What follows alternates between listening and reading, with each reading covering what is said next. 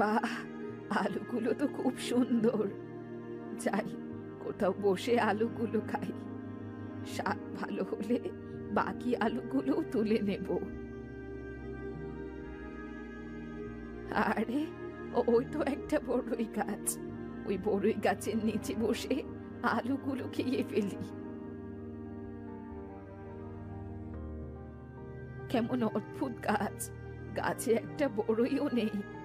সৃষ্টিকর্তার লীলা কে বুঝবে। যাই হোক, আমি আলুগুলো খেয়ে শেষ করি। বাহ, আলুগুলো তো বেশ মিষ্টি। এমন অদ্ভুত স্বাদের মিষ্টি আলু আমি কখনো খাইনি। কেন যেন ঘুমে চোখ জুড়িয়ে এসেছে। যাই, একটু ঘুমিয়ে নিই।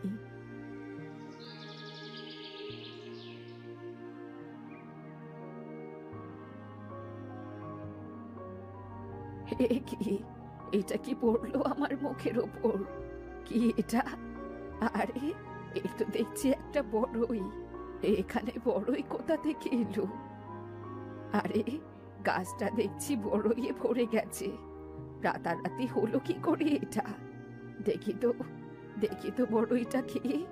এটার স্বাদ কেমন? এত মিষ্টি আর মজার স্বাদের বড়ই আমি যে কখনো খাইনি। কিন্তু এমন মজার স্বাদের মিষ্টি বড়ই এ গাছে হলো কিভাবে?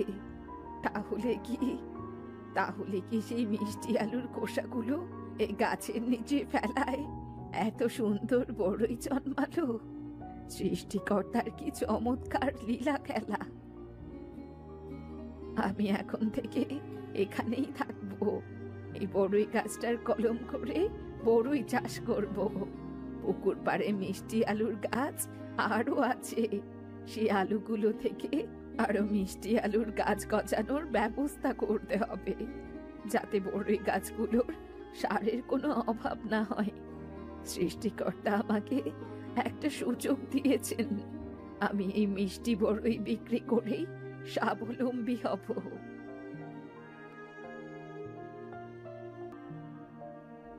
সব কলম লাগানো শেষ। বাহ, দেখতে তো খুব সুন্দর লাগছে। এবার গাছগুলোতে সময় মতো বড়ই ধরার পালা। এই জায়গার নাম আমি দিলাম বুড়ির মিষ্টি বড়ই বাগান। বুড়িমা, তোমার বড়ইয়ের যে স্বাদ, সবাই শুধু এই বড়ইগুলোই কিনতে চায়। এই নাও কালকের বড়ই বিক্রির টাকা। আগামীকাল আমার আরো বড়ই লাগবে কিন্তু। হ্যাঁ হ্যাঁ, তুমি নিয়ে যাও বাবা। আচ্ছা বুড়িমা, আমি আসি তাহলে এখন। আচ্ছা বাবা, ঠিক আছে।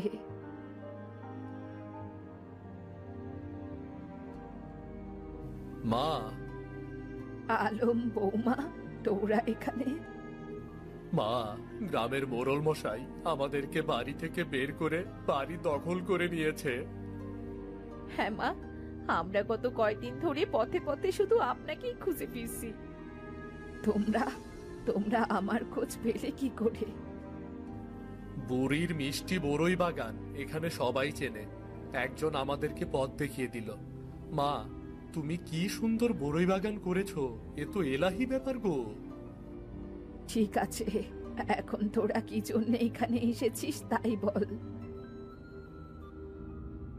মা, আমরা খুব বিপদে পড়ে আপনার কাছে এসেছি। মা, বাড়ির মালিক তো তুমি। মোড়ল মশাই বলেছে আসল মালিককে নিয়ে গেলে সে বাড়িটা ফিরিয়ে দেবে। আপনি আমাদের সাথে চলুন না মা, তা না হলে সারা জীবন এভাবে আমাদের পথে পথেই কাটাতে হবে। হ্যাঁ মা, আমাদেরকে তুমি মাফ করে দাও। আমরা তোমার সাথে অনেক অন্যায় করেছি মা। আপনি আমাদের মাফ করে দিন মা। আমি আপনার সাথে অনেক খারাপ ব্যবহার করেছি। একটা শাড়িও আপনাকে দিতে চাইনি। দাসীর মতো আপনাকে বাড়ির সব কাজ করিয়েছি। আমার এমনটা করা একদম উচিত হয়নি। আপনি আমায় মাফ করে দিন মা। তুমি আমাদের সাথে তোমার বাড়িতে ফিরে চলো মা। না না, আমি ওখানে আর কখনোই ফিরে যাব না। এখন এখানেই আমার সবকিছু। তবে আমি তোদের বাড়ি তোদের ফিরিয়ে দিতে সাহায্য করব। আমি মোড়ল মশাইয়ের সাথে কথা বলবো, আর তোরা তোরা তোদের বাড়ি ফিরে পাবি। তুমি আমাদের সাথে যাবে না মা? না রে, এখন এখানেই আমার সব কিছু। এই মিষ্টি বড়ই বাগানি এখন আমার সব কিছু। আমি আর ও বাড়িতে ফিরবো না। তোরা ভেতরে এসে কিছুক্ষণ বিশ্রাম নে, এরপর সবাই মিলে আমরা মোড়লের কাছে যাব। মা, আমরা তোমাকে ছাড়া কিভাবে বাঁচবো বলো? কিভাবে বাঁচবো আমরা তোমাকে ছেড়ে? এতদিন যেভাবে ছিলি, আমি ও বাড়িতে আর কখনো ফিরে যাব না। আমি আমার বাকি জীবন এখানেই কাটাতে চাই। আর তোরা এখন ভেতরে আয়। আতিয়া, এসো মা, তোমার পরনে শাড়িটা ছিঁড়ে গেছে, আমি তোমাকে একটা নতুন শাড়ি দিচ্ছি।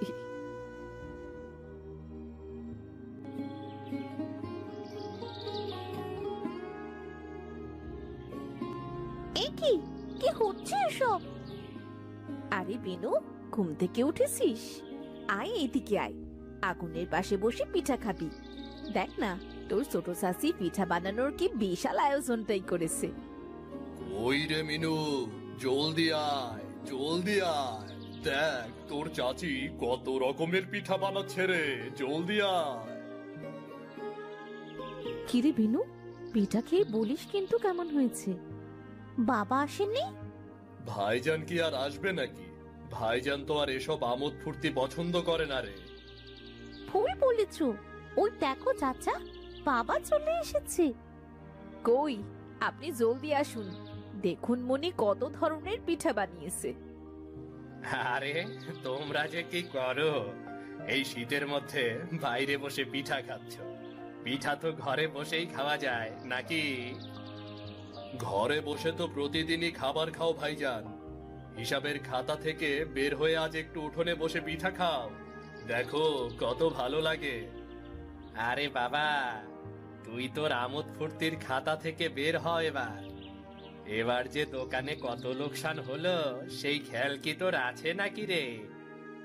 আহ, কি শুরু করলেন আপনি? বসুন না। তাড়াতাড়ি পিঠা দাও, আমার অনেক কাজ পড়ে আছে গা। সে কাজ আপনি পরে করতে পারবেন, কাজ তো আর পালিয়ে যাচ্ছে না। একটু স্থির হয়ে বসুন তো। বিনু, এই নে মা, পিঠা নে। শুনছেন, আপনিও নিন।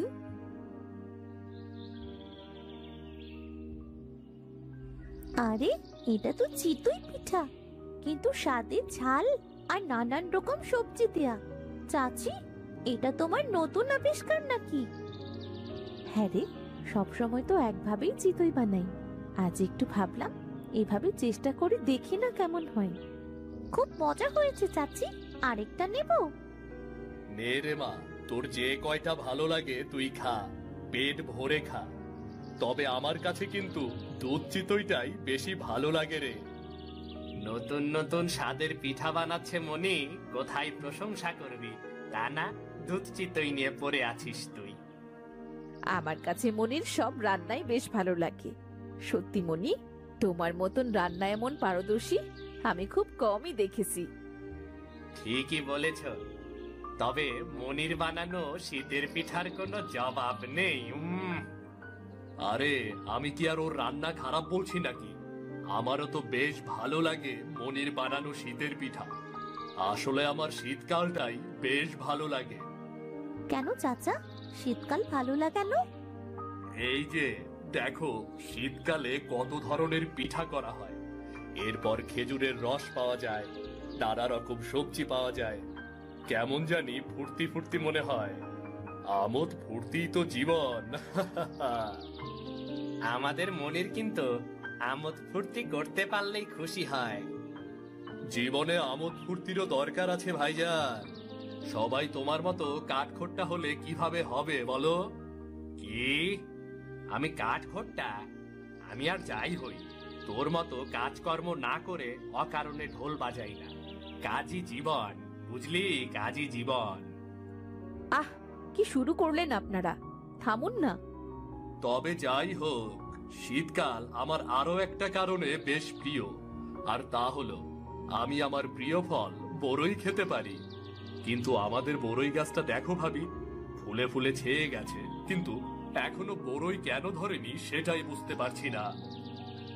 তাই তো আমিও কত অপেক্ষা করে আছি বড়ই খাওয়ার জন্য। আর ওই গাছটার বড়ই কিন্তু বেশ খেতে, কিন্তু এখনো বড়ই কেন ধরেনি কে জানে। হয়তো কোনো কারণে বড়ই ধরতে দেরি হচ্ছে, তবে একদিন তো ঠিকই ধরবে।